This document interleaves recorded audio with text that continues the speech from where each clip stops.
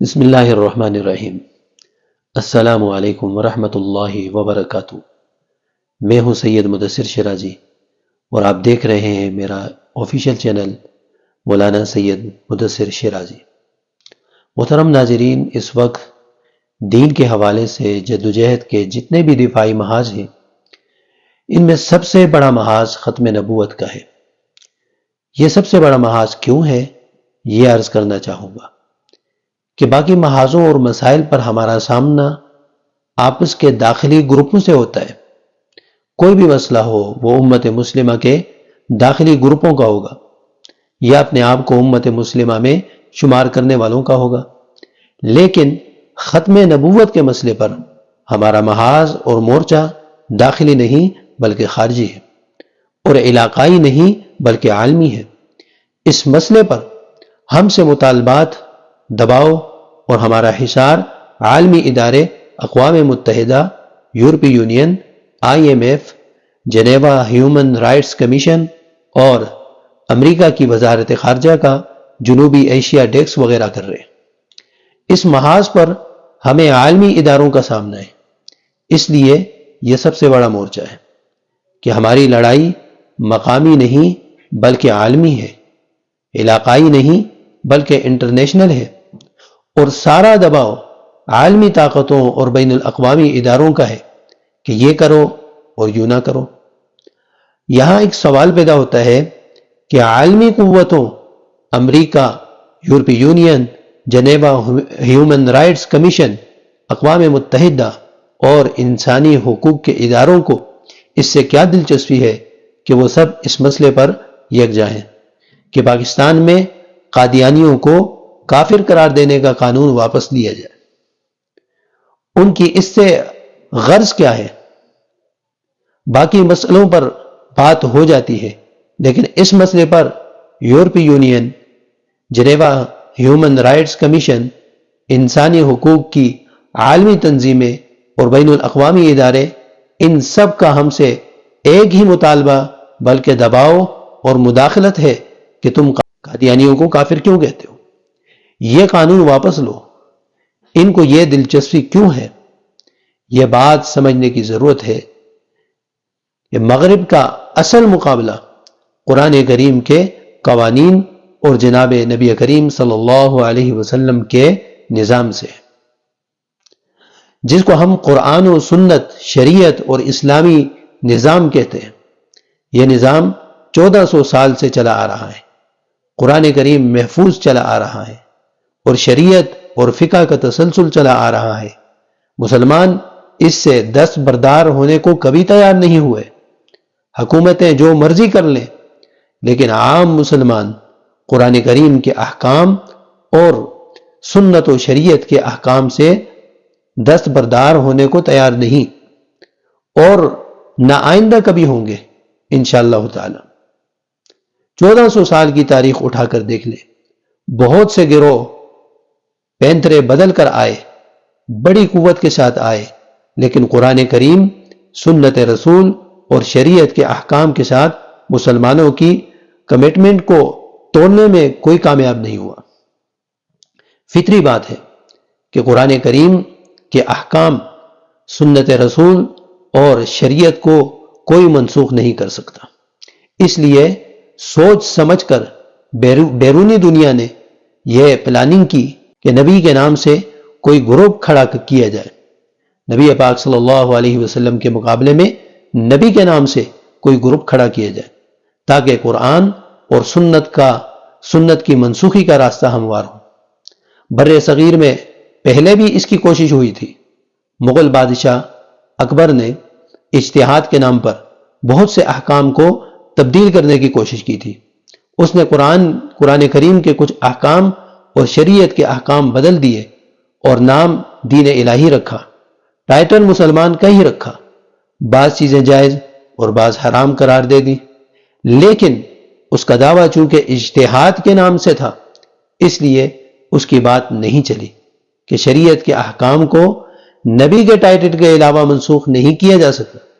اور اب چونکہ نبی کوئی آنا نہیں ہے، تو مغرب کا اصل ایجنڈا یہ ہے کہ مسلمانوں کو قرآن کریم اور شریعت کے احکام میں تبدیلی پر آمادہ کیا جائے، اور نبی کے نام سے کوئی اتھارٹی ان سے منوا لی جائے جو کہے کہ مجھ پر وحی آئی ہے اور میں نے فلاں حکم منسوخ کر دیا ہے۔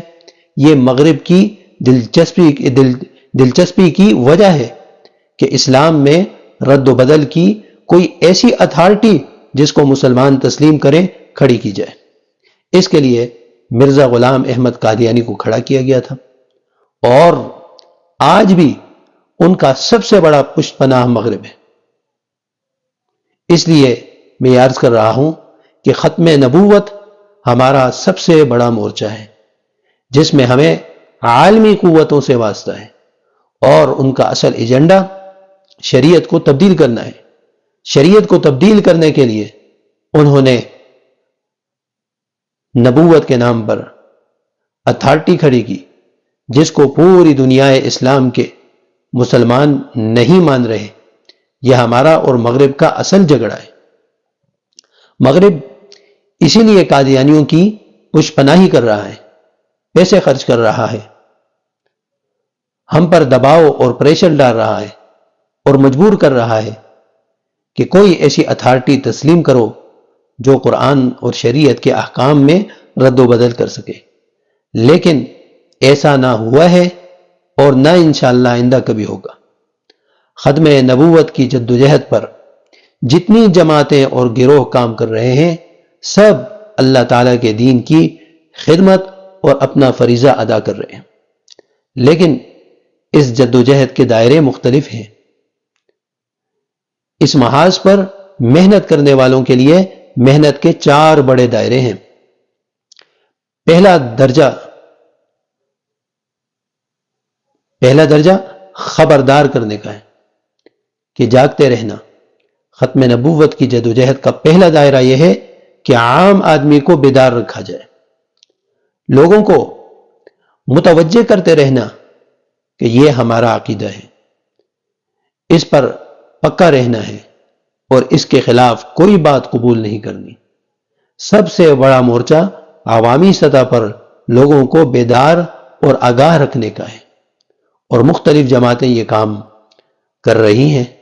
اسی غرض سے اجتماعات ہو رہے ہیں، جلسے، دروس، کورسز اور مختلف پروگرام۔ سب کی یہی غرض ہے کہ عام مسلمان اپنے عقیدے کے حوالے سے چکنا رہے اور باخبر رہے۔ ختم نبوت کے حوالے سے کام کرنے والوں کے لیے کام کا دوسرا دائرہ یہ ہے کہ ہماری جو پڑھی لکھی کلاس ہے، جس کو مقامی اور بین الاقوامی media, print media, social media, لابیوں اور NGOز سے روزانہ واسطہ پڑتا ہے، اور جن کے ذہنوں میں مسلسل شکوک اور شبہات پیدا کیے جاتے ہیں یا کیے جا رہے ہیں اور کیے جاتے رہیں گے۔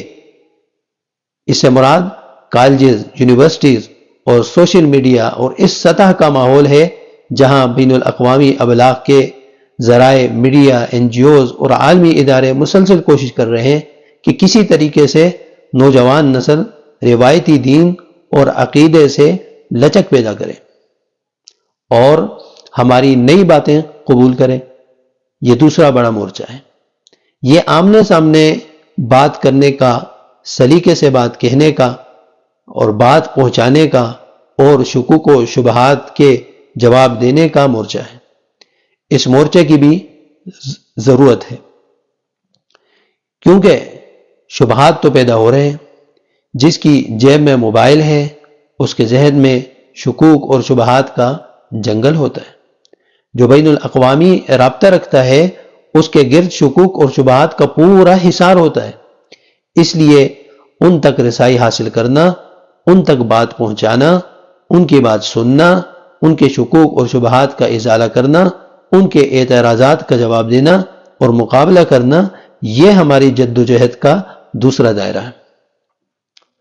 تیسرا دائرہ یہ ہے کہ قادیانی ملک کے مختلف محکموں میں گھسے ہوئے ہیں اور کسی نہ کسی بہانے کچھ نہ کچھ کرتے رہتے ہیں۔ ہدایات اور طریقہ کار باہر سے آتا ہے اور یہ یہاں بیٹھے کام کرتے ہیں۔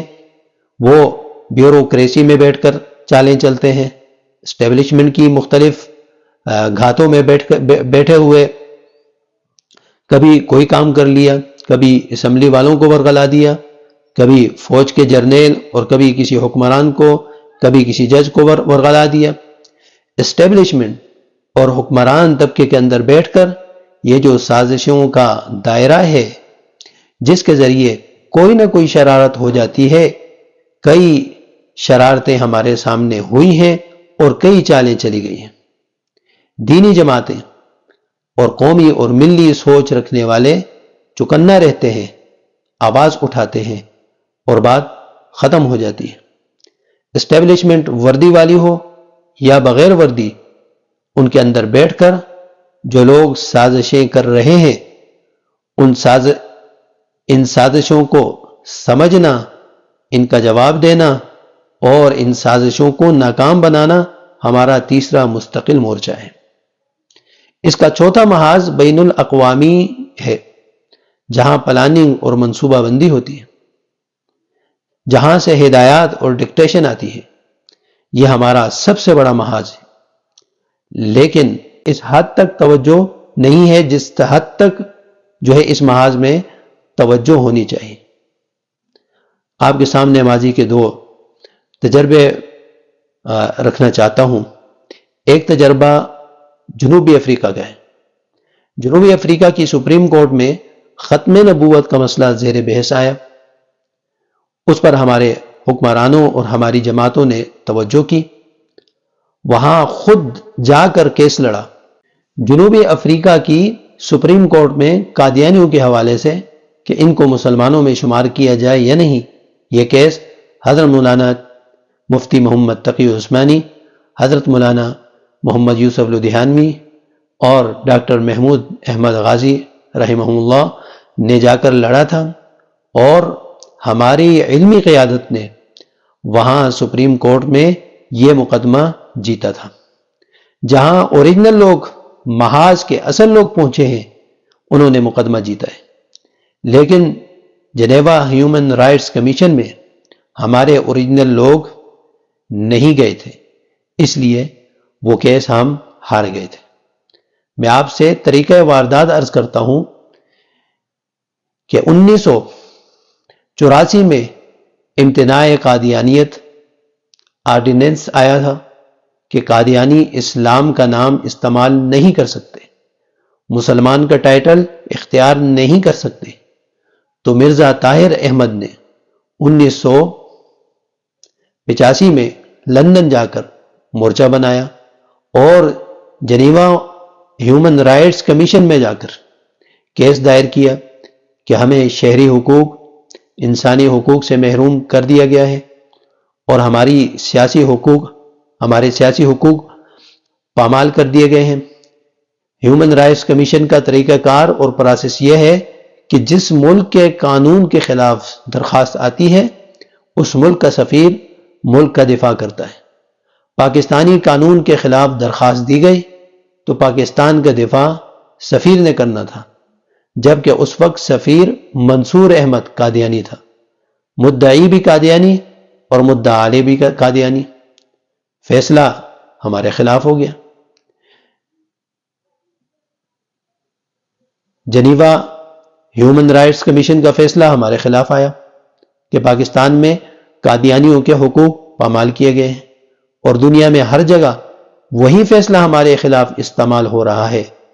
دنیا کا کوئی بھی ادارہ بات کرتا ہے تو قادیانی چپکے سے جنیوا ہیومن رائٹس کمیشن کا فیصلہ اس کے سامنے رکھتے ہیں کہ عالمی ادارے کا فیصلہ ہے، اور وہ فیصلہ ہمارے خلاف استعمال ہوتا ہے۔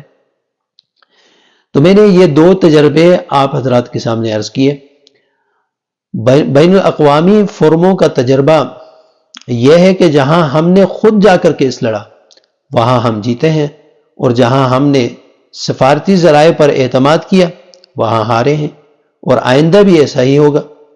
جب فیصلہ بین الاقوامی سطح پر یورپی union, Geneva human rights commission اور اقوام متحدہ کی کسی کمیٹی نے کرنا ہے تو ہمیں کیس خود لڑنا ہوگا۔ مثلا ہائی کورٹ میں میرے خلاف کیس ہے، اگرچہ غلط ہے لیکن مجھے کیس لڑنا ہوگا۔ تو محترم سامعین، میں نے ختم نبوت کی جدوجہد کے 4 دائرے ذکر کیے ہیں۔ اس وقت ہم ان چاروں محاذوں پر ہمیں ہم سامنا کر رہے ہیں، کہیں اچھے طریقے سے، کہیں نرم طریقے سے۔ اس جدوجہد میں ہماری ضروریات کیا ہیں، اس پر میں آپ کے سامنے 2 باتیں عرض کرنا چاہوں گا۔ پہلی بات یہ ہے کہ ہمیں اپنی جدوجہد اس جذبے سے کرنی چاہیے کہ اگر ہم ڈھیلے پڑ گئے تو سب کچھ ڈھیلا پڑ جائے گا۔ اس وقت بھی ہم سے مطالبہ اور دباؤ یہ ہے کہ قادیانیوں کے بارے میں جو قوانین ہے اسے ختم کر دیا جائے۔ اس کے مقابلے میں عوامی دباؤ کی ضرورت ہے۔ پبلک پریشر میں سب سے بڑی بات تمام مکاتب فکر کی وحدت ہے۔ یہ ہماری ضرورت ہے کہ تمام مکاتب فکر وقتاً فوقتاً اپنی وحدت کا اظہار کرتے رہیں کہ ختم نبوت کے مسئلے پر ہم ایک ہیں اور ہمارا کوئی اختلاف نہیں۔ جس دن ہم نے اس وحدت میں درار برداشت کر لی تو یہ کیس ہارنے والی بات ہوگی۔ یہ بات نوٹ کر لیں کہ امت کہلانے والے سارے اکٹھے ہیں، ہمیں وقتاً فوقتاً یہ شو کرنا پڑے گا۔ اکٹھے تو ہیں لیکن اس کا اظہار بھی کرنا ہوگا اور کرتے رہنا ہوگا۔ دوسری بات یہ ہے کہ ہم اس کیس کو آج کی زبان میں لڑیں۔ اس لیے ہمیں بین الاقوامی اداروں میں جانا ہوگا، جنوبی افریقہ کی سپریم کورٹ کی طرح جانا ہوگا اور اس لیول پر اسی زبان میں جنگ لڑنا ہوگی۔ اپنی وحدت کا اظہار اور مسلسل آواز بلند کرتے رہنا، اور جہاں کیس لڑا جا رہا ہے وہاں جا کر اس ماحول کے مطابق اس لیول پر کیس لڑنا ہماری ذمہ داری ہے۔ اللہ تعالی ہم سب کو اس کی توفیق عطا فرمائے اور ہمیں ذوق عطا فرمائے کہ ہم ہر مورچے میں اور ہر میدان میں اپنے اور اپنی نئی نسل کے ایمان اور عقیدے کا تحفظ کر سکیں۔ آمین یا رب العالمین۔ السلام علیکم ورحمۃ اللہ وبرکاتہ۔